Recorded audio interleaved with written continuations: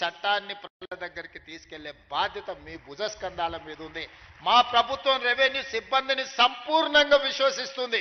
మిమ్మల్ని దొంగలుగానో దోపిడీదారులుగానో అవినీతి పరులుగానో మేము చిత్రీకరించదలుచుకోలేదు. ఎవరైనా అట్లాంటి వ్యక్తులు ఎవరైనా ఉంటే వ్యక్తుల పట్ల కఠినంగా ఉంటుంది ప్రభుత్వం తప్ప ఈ మొత్తం వ్యవస్థ దోషులుగా నిలబెట్టే విధానానికి మీ ముఖ్యమంత్రి మీ సోదరుడు వ్యతిరేకమని చెప్పి నేను స్పష్టంగా చెప్తున్నా.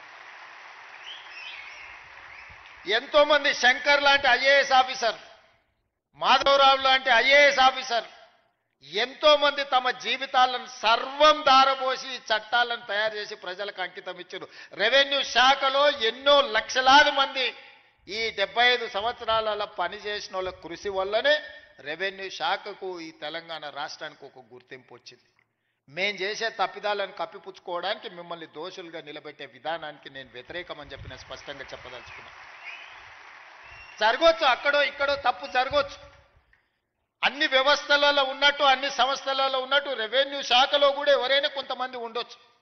అంత మాత్రాన శాఖను మొత్తాన్ని దోషిగా నిలబెట్టి ప్రజల ముందు వాళ్ళను అవమానించే విధంగా మాట్లాడే విధానాన్ని నేను వ్యతిరేకిస్తున్నా.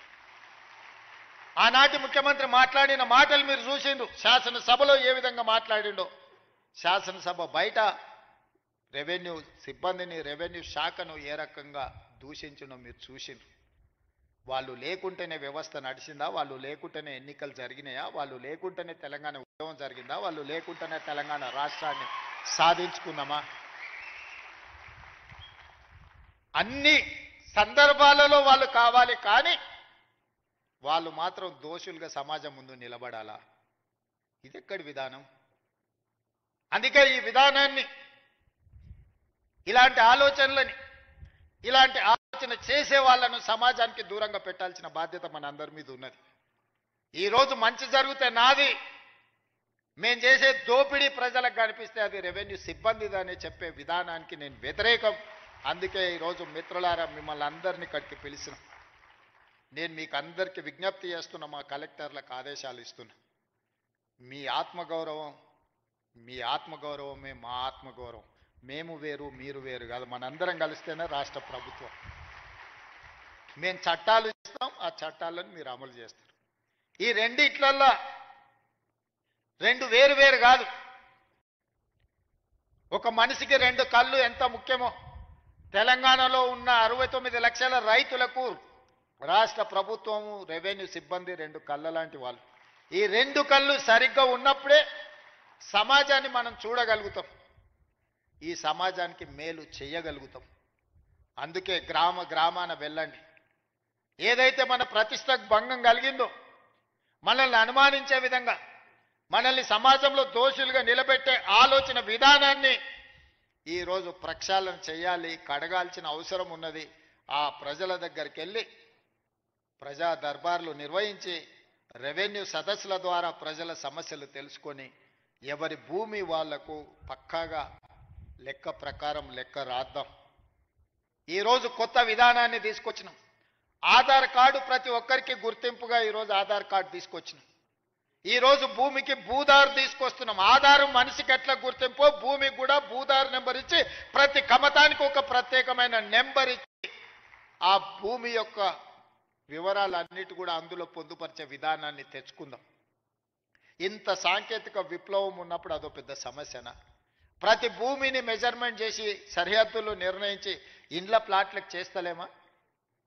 ఇండ్ల ప్లాట్లకు సరిహద్దులు నిర్ణయించినప్పుడు భూమి కొలతలతో పక్కాగా రిజిస్ట్రేషన్ చేసుకోగలిగినప్పుడు వ్యవసాయ భూమిని కూడా పక్కాగా కొలిసి దానికి సరిహద్దులు నిర్ణయించడం పెద్ద సమస్యనా? మన రెవెన్యూ సిబ్బంది చేయలేరా ఈ పని?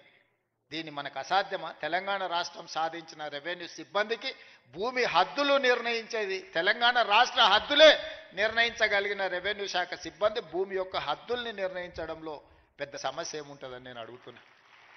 అందుకే రాబోయే రోజుల్లో ప్రతి భూమిని పక్కాగా కొలతలేసి హద్దులు నిర్ణయించి దానికి సంబంధించిన రిజిస్ట్రేషన్ డాక్యుమెంట్ చేసి భవిష్యత్తులో ఎలాంటి సమస్యలకు తావు లేకుండా, ఎలాంటి వివాదాలకు చోటు లేకుండా మన చట్టాన్ని బలోపేతం చేసుకుందాం. కొంతమంది వ్యక్తులు దురుద్దేశంతో ఈ రెవెన్యూ శాఖ మీద సృష్టించిన అపోహలను తొలగించుకునే బాధ్యత మన అందరి మీద ఉన్నది. మీలో ఒకటిగా నేను మాటిస్తున్నా, మనం ఏ తప్పు చేయొద్దు, చట్టాలను పకడ్బందీగా అమలు చేద్దాం. చట్టాలు చేయడమే కాదు, అమలు చేసే విధానంలోనే అసలు ఫలితాలు ఉన్నాయి. తప్పకుండా నాకు సంపూర్ణమైన విశ్వాసం కలిగింది. ఇక్కడున్న సిబ్బందే కాదు, దాదాపుగా రైతు వేదికలలో కొన్ని వేలాది లక్షలాది మంది రైతులు చూస్తున్నారు గ్రామాలలో. మళ్ళీ మనం ఏ గ్రామానికి వెళ్ళినా మనకు వాళ్ళు ఇంత భోజనం పెట్టి ఆ ఊరిలో ఉండే సమస్య చెప్పుకునే విధంగా మనల్ని రెవెన్యూ సిబ్బందిని రైతు బాంధవులు వచ్చిండ్రు మా సమస్యను పరిష్కరిస్తానని మనల్ని గౌరవించే విధంగా ఈరోజు మనం చర్యలు చేపట్టాలని, ఇంత ఆలస్యమైన ఇంత ఎదురు చూసి ఈ చట్టాన్ని ఈరోజు మీరు తీసుకెళ్తున్నారు. ఈ సందేశాన్ని గ్రామాలకు తీసుకెళ్ళండి. నేను కలెక్టర్లకు కూడా స్పష్టమైన ఆదేశాలు ఇస్తున్న, ప్రతి మండలంలో మీరు పర్యటించవలసిందే, రెవెన్యూ సిబ్బందిని వాళ్ళ సహకారాన్ని తీసుకోవాల్సిందే. వాళ్ళందరూ కూడా గ్రామీణ స్థాయిలో క్షేత్రస్థాయిలో అనుభవం ఉన్నవాళ్ళు, అవగాహన ఉన్నవాళ్ళు, వాళ్ళందరితో కూడా సహకారం తీసుకొని ఈ చట్టాన్ని అమలు చేయవలసిందిగా కోరుకుంటూ మీ అందరి దగ్గర సెలవు తీసుకుంటున్న. ధన్యవాదాలు మిత్రులారా.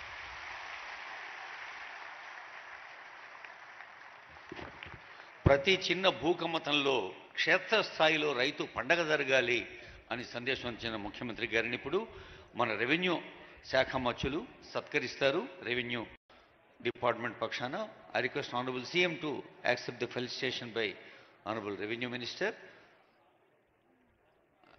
సంబంధిత ఉన్నతాధికారులు ఈ కార్యక్రమంలో పాల్గొంటారు. కమిషనర్ CCLA శ్రీ నవీన్ మిఠల్ గారు, అలాగే మకంద్ గారు, ఇంకా సంబంధిత రెవెన్యూ అధికారుల బృందం. రెవెన్యూ అమాత్యుల చేతుల మీదుగా ముఖ్యమంత్రి గారికి సన్మానం. ఆ తర్వాత రెవెన్యూ మంత్రివర్యులు కూడా CCLA కమిషనర్ నవీన్ మిఠల్ గారు, మకరంద్ గారు రెవెన్యూ ఆఫీసర్ చేతుల మీదుగా సన్మానం అందుకుంటారు. తర్వాత ఫార్మర్స్ వెల్ఫేర్ కమిషన్ కోదండరెడ్డి గారు చైర్మన్, వారి సభ్యులు గౌరవనీయులైన ముఖ్యమంత్రి గారిని సత్కరిస్తారు.